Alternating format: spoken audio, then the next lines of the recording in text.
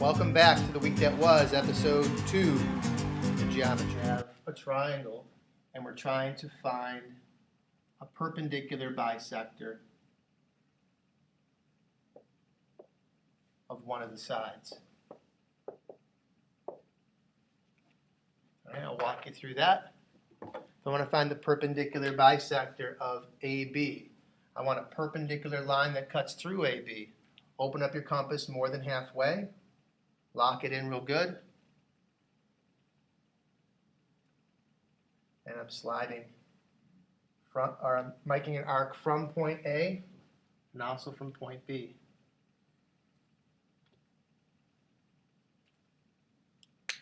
Okay, once that's done, you can take pen or pencil, draw a nice perpendicular line with the ruler through that point. Again, that creates a midpoint, creates right angles, and that's one example of a perpendicular bisector. If we did that for every side that was on this triangle, this is extending and getting you ready for next week, so a little preview of things to come. We actually did this in this unit, Unit 1, but in Unit 2 we go back to it and practice it one more time. If you actually do the perpendicular bisector of CB,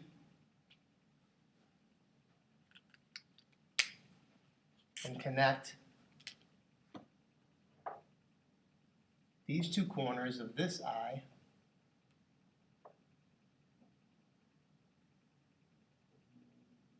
with the ruler, you get another perpendicular bisector.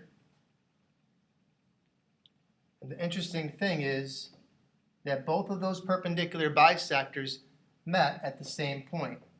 That point has got a special name from our unit. It's called the circumcenter. And if we did the perpendicular bisector for the other side, AC, what we would find out, we did another perpendicular bisector from A to C,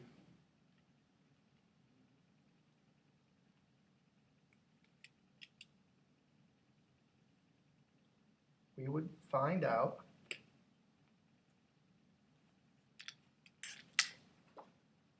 the picture does get messy, but if we did another perpendicular bisector using a ruler, we would find out that all three perpendicular bisectors, you see how it's perpendicular, made a right angle, so don't lose track of which line we're drawing. This is a perpendicular line and it made a midpoint.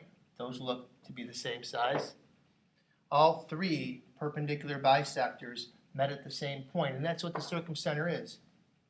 It's the common point of all three perpendicular bisectors.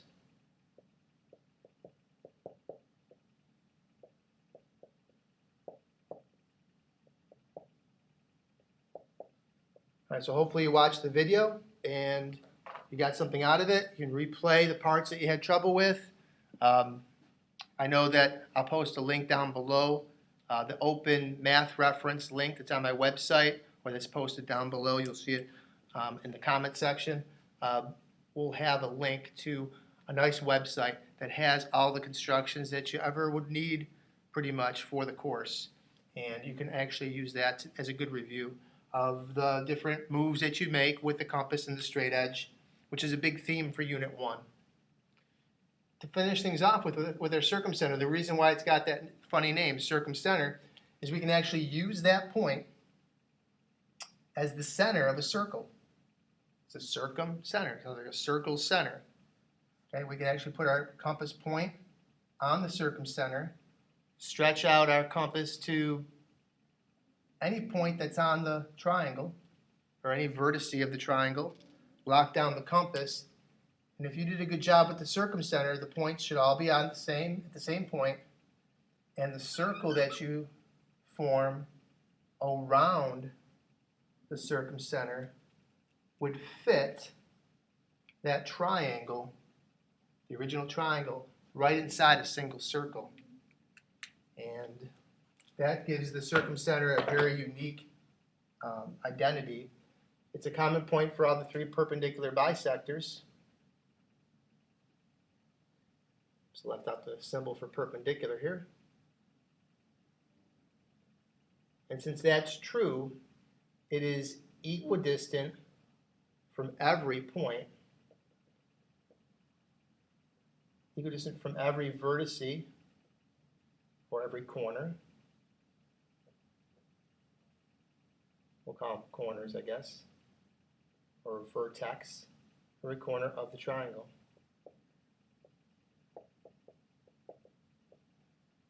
The example I gave in class is if there were 3 children and the 4th child wants to live the same distance away from all 3 of their brothers or sisters, they would have to live or try to live where the circumcenter is. All right, here's our first proof of the course, actually, proving that vertical angles are congruent. So when we have 2 lines that intersect, they form 4 angles, and just by observation, we can tell, just by the way this looks, that angle 1 and 3 appear to be opened at the same angle. And also 2 and 4 appear to be opened up at the same angle. The reason why that works can be proven, actually. And it's one of the proofs that you have to be ready to dish out on the exam and the test. So here's an example of what we did in class on Monday. If you're given 2 lines, x and y, that intersect, as you can see, prove that angles 1 and angles 3 are the same. So this is how it's done. First of all, we're going to have a 2-column proof to organize our work. The first column is going to have things that we know are true, and the second column are going to be the reasons why we know they're true. Most proofs will begin with some given facts. So all you'd have to do is recopy the given fact, in this case, that lines x and y intersect. And when you write your givens, it's a kind of a way to get in the mood of what the question is all about. And it's good to do that because it absorbs the ideas of what's happening in the picture. Here it's not so complicated. We just have 2 lines that are intersecting. All right. But we know that they're lines, and we know that lines add up to 180 degrees. So what we do is we say that angles 1 and 2, by looking at the picture, they form a straight line. So that must mean that angles 1 and 2 together add up to 180 degrees. So we can list that here in statement number 2. The measurement of angle number 1 plus the measurement of angle number 2 has to equal 180 degrees.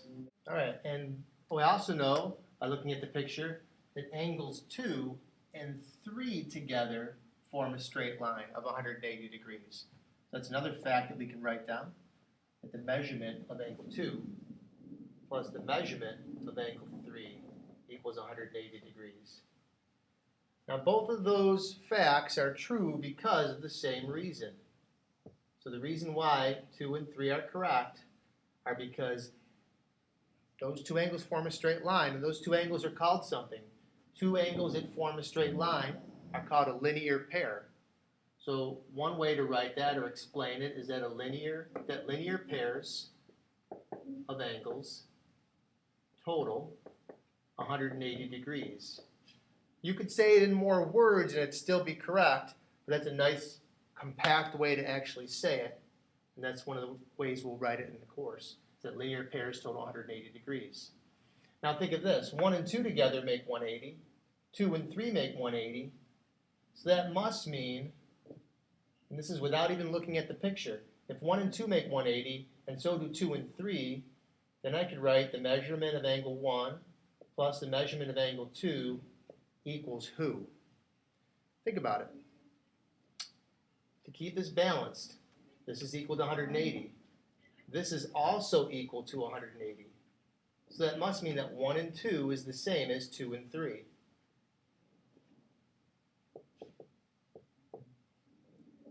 And that could be called one of 2 things.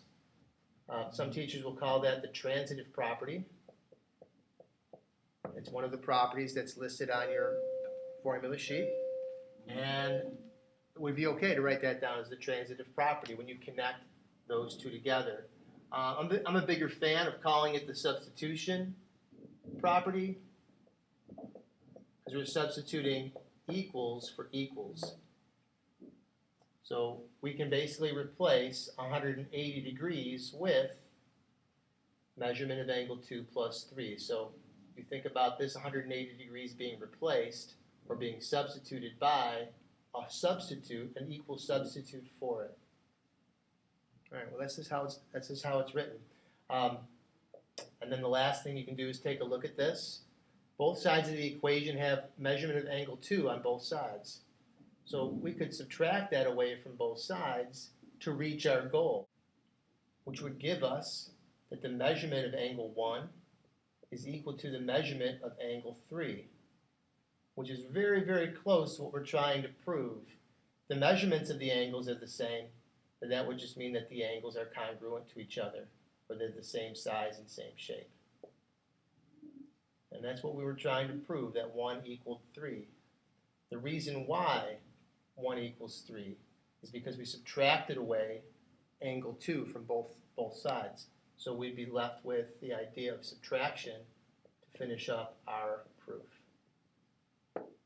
Okay, and here's one more for you, one more proof. Here's one more proof for you. Pause the video and copy it down. For this proof right here, where we're trying to prove that angle 3 and angle 4 are equal. What we're going to do is we're going to take some of the definitions that we know from our givens. We know that that symbol there means perpendicular. And perpendicular means that right angles are in the picture someplace. So CD and AB are perpendicular. So this is making right angles with this altitude right here. So that's what we'll write down. So we'll write down that angle ADC and angle BDC are right angles. The reason why we know they are right angles is because we were given two perpendicular segments. So we'll write down our reason right here. The reason is that perpendicular lines or perpendicular segments form right angles. And we can make another leap or another connection to say that these angles are equal to each other. If they're both right angles, that must mean that the measurement of angle ADC is 90 degrees, which makes it equal to the measurement of angle BDC, which is also 90 degrees. The reason we'll write there is that all right angles are congruent. It's a mathematical fact. We can't argue it. If you have a right angle in one country and a right angle in another country, it's the same 90 degrees. All right, now let's finish up. We know that 1 and 2 are the same. And we know that we got two right angles that are the same. So here's the picture. Get the right color marker.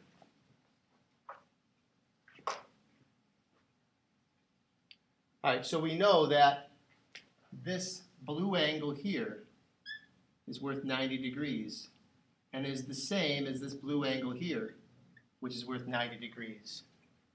Our second given told us that angles 1 and 2 were exactly the same.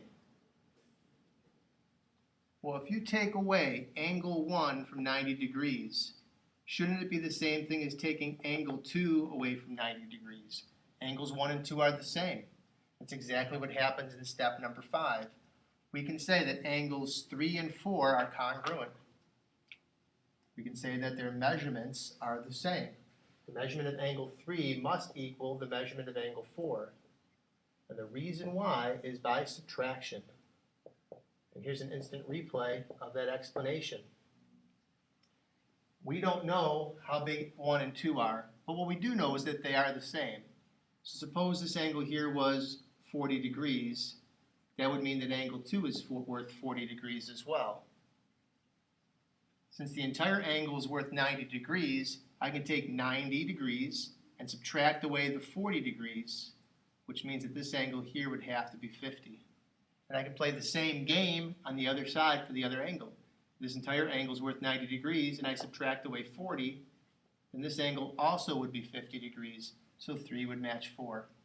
Hang in there with these proofs. I know it's not exactly that easy to do, and good luck to you.